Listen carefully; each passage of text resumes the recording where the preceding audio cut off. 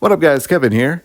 Time to play my favorite game, your favorite game, your mom's favorite game, the Metacritic score game. This is a game where a game is going to launch, but people review it, they give it a score. Metacritic takes all the scores and gives it one giant number. We're going to guess what that number is. And today, we're starting off this new season with a little bit of a softball. The Last of Us Part 2 Remastered. Yes, a game that is coming out in a couple days, and I wouldn't do it, but I've seen a couple people talk about review copies or something that are out there. So I'm like, all right, well, if it's getting reviewed, it's going to get a reviewed score.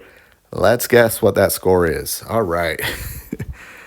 The Last of Us Part 2 Remastered. Wow. This game is just, I don't even know where to begin with. First off, they're remastering a game that came out a few years ago. And whenever I see like side by sides, I'm like, I can't tell a difference. But hey, you can play the banjo or whatever. There you go. That's worth the $10 upgrade, or what, the 40, $50 they're charging. Again, it's not launching with factions. That got canceled. That was supposed to launch with the game originally back in 2020, but nope, it's not happening. But that's okay. That's okay. We don't need that. We don't need things that were promised. But yeah, the first game, well, I'm going to say the first game, the first time the second game came out, it scored really well. But people didn't like it. I didn't like it. Now, I played the first game twice, and I quite enjoy the first game. Even when the remaster came out, I was a little just pissed off that, like, really, they're doing a remaster for this game again. But after I played through it, I'm like, you know what? This game, I see why this game is special. The first game is special. It's a very easy to follow, fun story between two strangers, Joel and Ellie, bonding over their trip to the West Coast, where Ellie's basically like, hey, I'm taking you to your death, but you're going to cure the world. And shenanigans ensue, and all the little stories in between. Just great stuff. Part 1 is great. Part 2, I didn't like it. Not that many people liked it.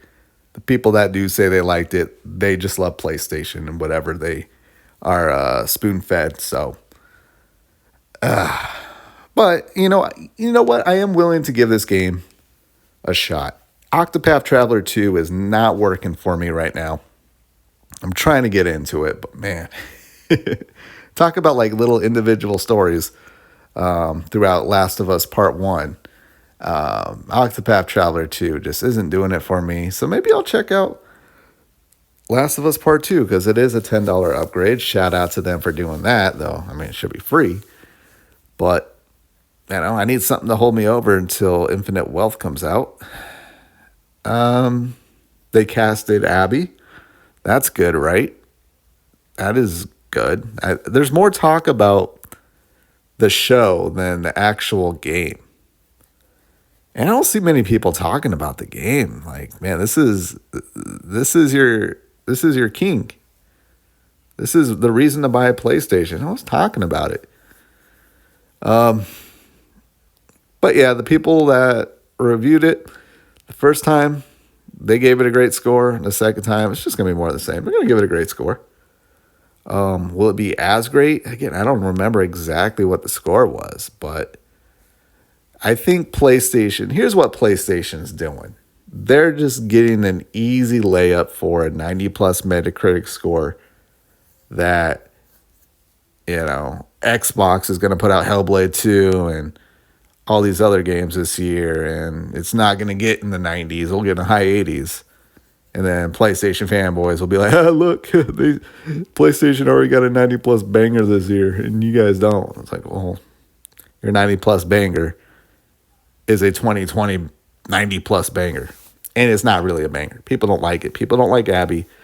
It just wasn't deserved. Abby is just not interesting. But I think it was my issue with Last of Us Part 2. It's just they put focus on people who are just not interesting. I am I supposed to feel for Abby and her journey and what she went through? I guess, but I didn't care. After Joel died, Ellie just became smelly and didn't care either. Everyone else, Tommy, part three should just be about Tommy. Tommy seems like the best character in the game now. But anyways, let's give it a score. I'm going to guess 92. 92 for The Last of Us Part 2 Remaster. Shout out to anyone who reviews the game and calls it what it is. Not good. I know they're doing little extra things here and there. I think that a roguelike mode, that's the best that Sony can do these days, is add roguelike modes. But yeah, 92. Let me know what your guess is. And yeah, that's a good warm-up. That's a good season premiere. Was it season 10, 13, 3? I don't know. It's been a few months since I did this, but I'm glad I'm back. More will be coming. There's so many games coming out here shortly. I'll be doing these almost daily now. But thank you guys so much for watching. I'll talk to you later. Later.